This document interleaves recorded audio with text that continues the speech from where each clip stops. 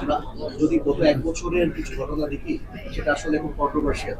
যখন ফারুক ভাই সভাপতি ছিলেন তখনও কিছু দেখেছি যে আপনাদের বোর্ড কমিটি থেকেই অনেকে অনেক কিছু ফাঁস করে দিয়েছে। আবার আপনি যখন ছিলেন তখন আপনাদের মধ্যে নিজেদের মধ্যে যে আলাপ হয়, আপনাদের গ্রুপ সেখানেও অনেক স্ক্রিনশট ফাঁস হয়ে যায়। মানে বিষয়টা হচ্ছে যে আপনি যাদেরকে নিয়ে কাজ করবেন তারাই এগুলো ফাঁস করে দিচ্ছে।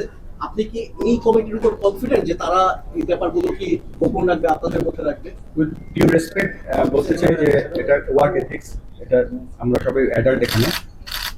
সকলে আমরা ওই ওয়ার্ক এথিক্সটা ফলো করার চেষ্টা করবো এবং আমরা চেষ্টা করবো স্টেপ 1 যেটা, সেটা নেক্সট বোর্ড মিটিং থেকে আমরা কোনো ফোন অ্যালাউ করবো না, নাম্বার 1।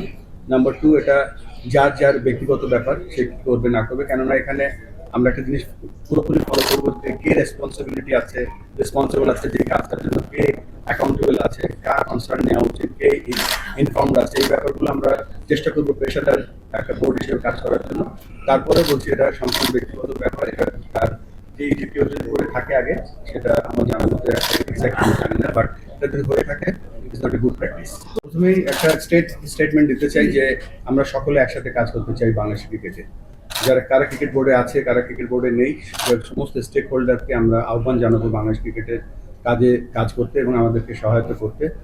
এখানে কন্ট্রোভার্সি হয়তো নির্বাচনের আগে সব দেশে সব জায়গায় সব সেক্টরে হয়, বাট আমার জানার মতে আমরা বাংলাদেশ ক্রিকেট বোর্ডের যে কনস্টিটিউশন আছে, উইদিন দ্য কনস্টিটিউশন থেকেছি, নির্বাচন যে যে বিধিমালা ছিল তার মধ্যেই ছিলাম।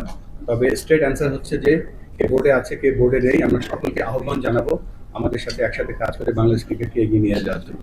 দরকার হলে আমরা তাদের কাছে যাব এবং যারা এই মুহূর্তে বোর্ডে নেই তাদেরকেও আমরা আহ্বান জানাবো আমাদের সাথে যেন একসাথে এই পথ চলায় সহায়তা করে।